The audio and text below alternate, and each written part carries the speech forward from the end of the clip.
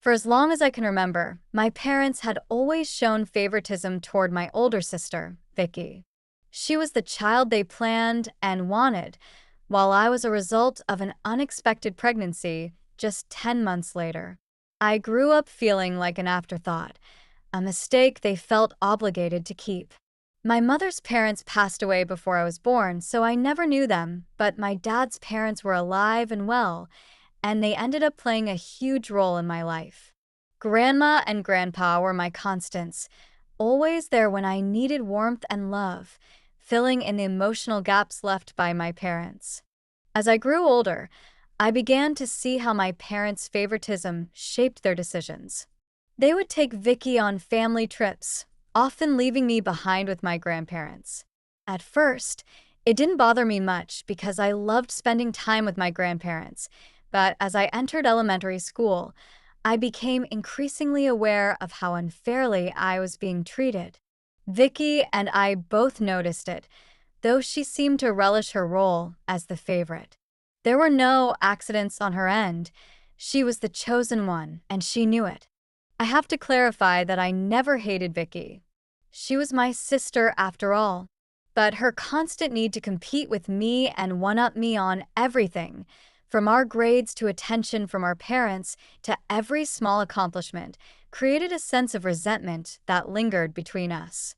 She wanted to shine as the golden child, while I often felt like a shadow, struggling to keep up, to win the love and validation that seemed reserved for her alone. One memory sticks out in particular. Vicky wanted to be friends with a group of girls at school, but she was too shy to approach them herself. One of those girls, Anna, was in my art class, and we quickly became friends. Through Anna, I met the other girls, and we formed a close group that hung out regularly. When Vicky saw this, she became upset. Instead of finding her own way to connect with people, she complained to my parents. They sat me down and insisted I include her in my friend group, saying it was my duty as her sister to look out for her. Reluctantly, I introduced Vicky to the group, even though I knew she would feel out of place. True to form, she tried too hard to impress everyone, which only made things awkward. At one point, she tried to help Anna, who had a crush on a boy, by telling him about Anna's feelings. The boy ended up laughing about it, which humiliated Anna and strained things between her and Vicky. The group eventually told me they didn't want Vicky hanging around, and I understood why. When I explained this to Vicky, she threw a tantrum, accusing me of betraying her. She went straight to our parents, who then lectured me on family loyalty, insisting I either get the girls to forgive her or stop hanging out with them altogether. That was the first time I put my foot down, refusing to ruin my friendships for Vicky's sake. My parents were furious, giving me the silent treatment for weeks, but I held firm, valuing my friendships over their demands. Looking back, that choice was the foundation of my true family, my friends, who have stuck with me through thick and thin, like sisters. They've seen me at my best and worst, and we've shared some of the most meaningful moments of our lives together. Vicky's animosity towards me only grew from there. In high school, she developed a crush on a boy, unaware that he and I were friends. He asked me to junior prom, but I politely declined, as I was already planning to go with someone else. When Vicky found out, she accused me of flirting with him intentionally to steal his attention. I tried to explain that I wasn't even interested in him romantically, but she wouldn't listen. Her bitterness deepened, and she even told my parents that I was a boy-crazy flirt. Not long after, my dad invited me for a father-daughter outing, something he'd never done before. I was thrilled, thinking it was a chance to bond. But it quickly soured as he began asking questions about my relationship, implying that I was up to things I wasn't. He asked if I did drugs, if I drank, and if my boyfriend came from a decent family. I was shocked and asked where all these questions were coming from. That's when he revealed that Vicky had been spreading rumors about me to our parents, painting me as some rebellious, wild child. I was stunned and heartbroken by her betrayal. When my dad confronted her about the lies, she tried to justify herself, saying no girl just hangs out with boys without something else going on. When I called her out on her obsession with controlling my life, she flew into a rage, accusing me of thinking I was better than her. Before I knew it, she punched me in the face, causing my nose to bleed. My parents rushed me to the emergency room, begging me the whole time not to report her. Vicky never apologized, and I could barely believe the lengths my parents went to protect her, blaming her actions on stress and dismissing it as a one-time incident. After I recounted what happened to the nurse, she called CPS, which brought my parents to the brink of despair. They insisted it was my fault for exposing our family issues, even as they watched me sit there with a broken nose. Eventually, Vicky received a formal warning, and though she stopped talking to me altogether, my parents made it clear they resented me for the trouble I'd caused. My grandparents, who were horrified when they found out, insisted I move in with them to finish high school, and my parents didn't protest.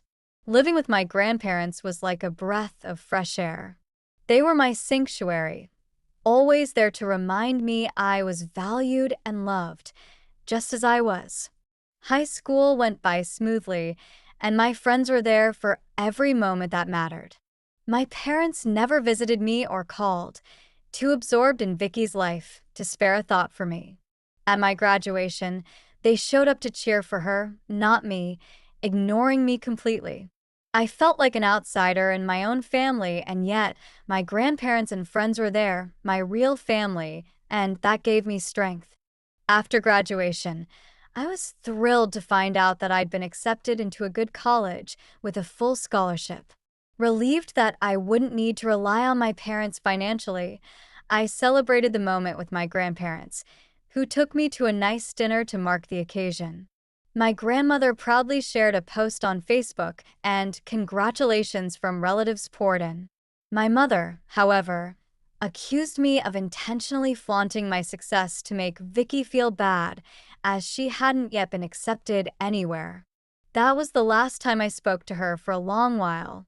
College was my chance to start fresh, and that's when I met Rob, my future husband.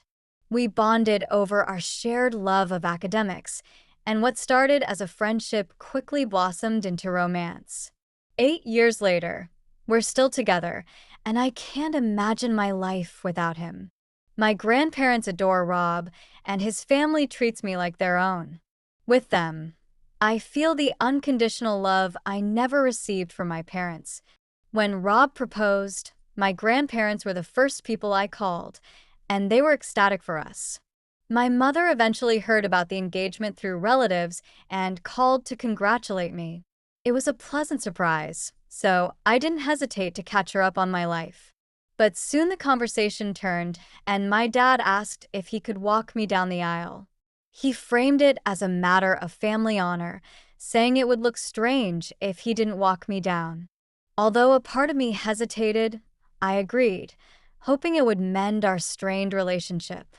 But when it came time to plan the wedding, my parents started pressuring me to invite Vicky.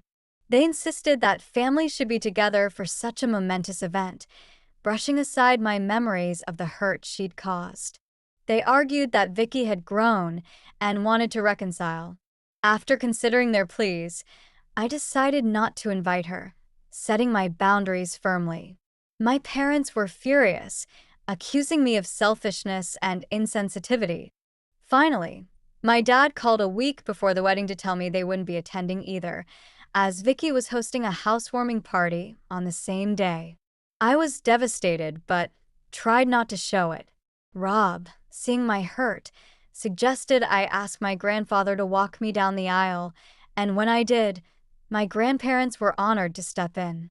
They reassured me that they would never let me down, and for the first time in my life, I felt at peace.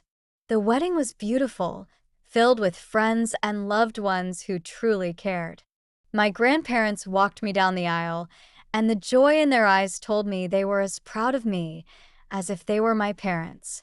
Rob's family embraced me wholeheartedly, and my friends, who had become my chosen family, stood by my side as my bridesmaids.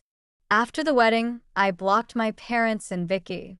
I've started therapy to address the pain of my past, focusing on my future with Rob and the family we will build together.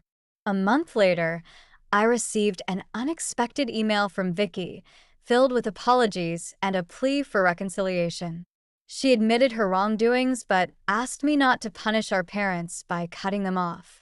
While I can't yet forgive her, I also don't feel the need for closure anymore. With Rob, my friends, my grandparents, and my new in-laws, I finally have the family I've always dreamed of. The love I missed in my childhood has been replaced by a sense of belonging, one that I no longer seek from those who failed to give it. I'm moving forward, committed to healing and embracing the love surrounding me. For the first time, I feel whole,